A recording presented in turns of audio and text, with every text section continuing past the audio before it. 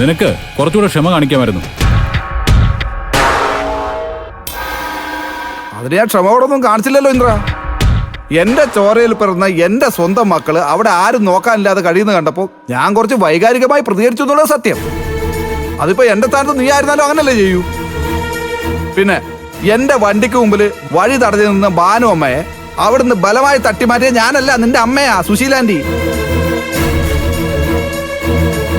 വിനയ, നിനക്ക് ഇതിന്റെയൊക്കെ വല്ല ആവശ്യം ഉണ്ടായിരുന്നോ? ഞങ്ങളെ ആരെയെങ്കിലും ഒക്കെ വിളിച്ച് നിന്റെ മക്കളെ വേണമെന്ന് പറഞ്ഞാൽ മതിയായിരുന്നില്ലേ?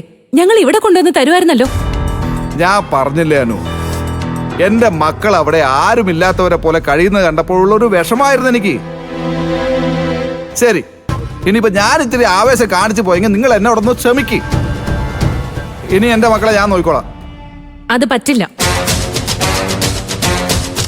അച്ഛൻ ഹോസ്പിറ്റലിൽ നിന്ന് തിരിച്ചു വരുമ്പോഴേ ആർച്ചമോളും ഭദ്രമോളും അവിടെ ഉണ്ടാവണം. അതുവരെ ഇവരെ നോക്കിക്കൊള്ളാന്ന് ഞാൻ എന്റെ അച്ഛന് വാക്ക് കൊടുത്തതാ. അതുകൊണ്ട് ഇപ്പൊ തന്നെ നീ അവരെ അങ്ങോട്ട് തിരിച്ചു കൊണ്ടുപോകണം. അതിന്റെയൊക്കെ ആവശ്യമുണ്ടോ? അച്ഛൻ ഹോസ്പിറ്റലിൽ നിന്ന് വന്ന ശേഷം ഞാൻ ഇവരെ കൂട്ടിട്ട് അങ്ങോട്ടേക്ക് വന്ന് കണ്ടോളാം.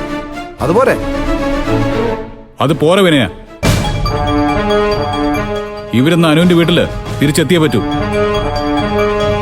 നീ കൊണ്ടുപോകാൻ തയ്യാറായില്ലെങ്കിലേ ഞങ്ങൾ ഇവരെ കൊണ്ടുപോകും.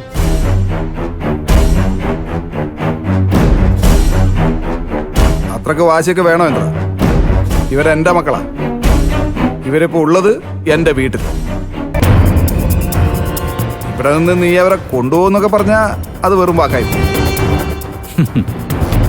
അതൊക്കെ നിന്റെ വെറും തോന്നല വിനയ.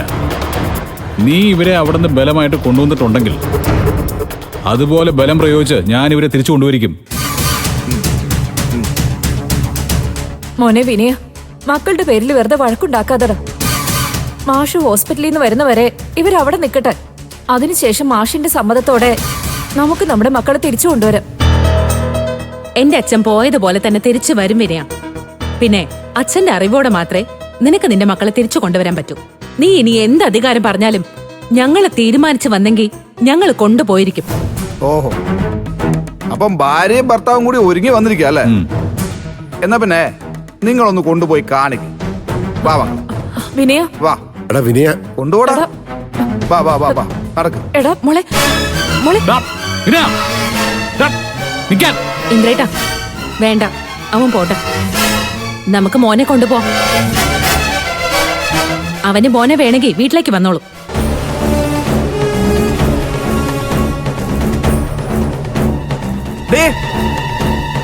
എന്റെ മോനെ എങ്ങനെ കൊണ്ടുപോയ കൊന്നുകളി നിന്നെ ഞാൻ. അയ്യോ,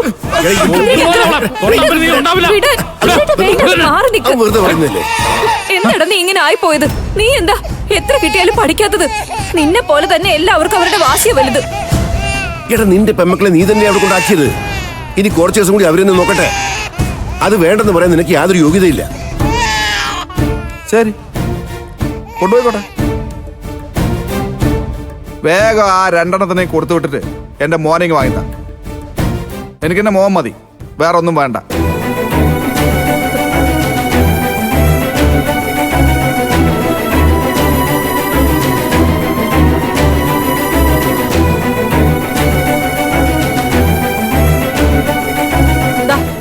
ദാനു, ദാ ഇവരെ കൊണ്ടോക്കോ. ആരും നിങ്ങളെ തടയില്ല.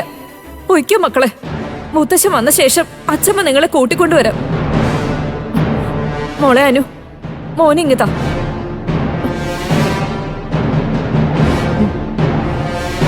ഇതേ വളരെ സമാധാനത്തോടെ നടക്കേണ്ട കാര്യമായിരുന്നു. ഇത് വളരെ നിർഭാഗ്യകരായിപ്പോയി. വാ മക്കളെ, വാ. വാ. ഇവനോട് കൂടുതൽ നികളിക്കില്ലെന്ന് പറഞ്ഞേക്ക് കേട്ടോ.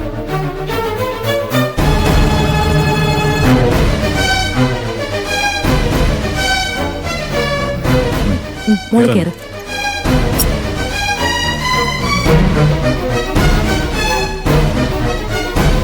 കേറ്.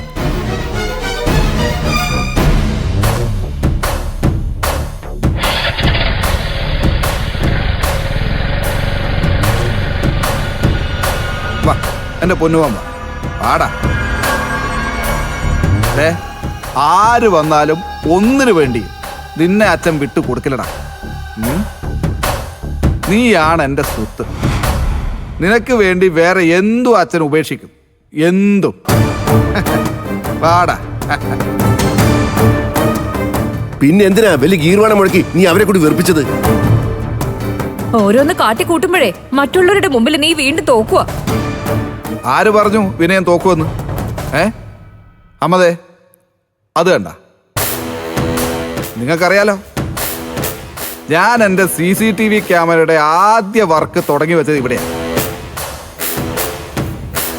എൻ്റെ മക്കളെ അവൻ എടുത്തോണ്ട് പോകുന്നതും അതിനുവേണ്ടി നടത്തിയ ബലപ്രയോഗം പരാക്രമമൊക്കെ ആ ക്യാമറയിൽ പതിഞ്ഞിട്ടുണ്ട്.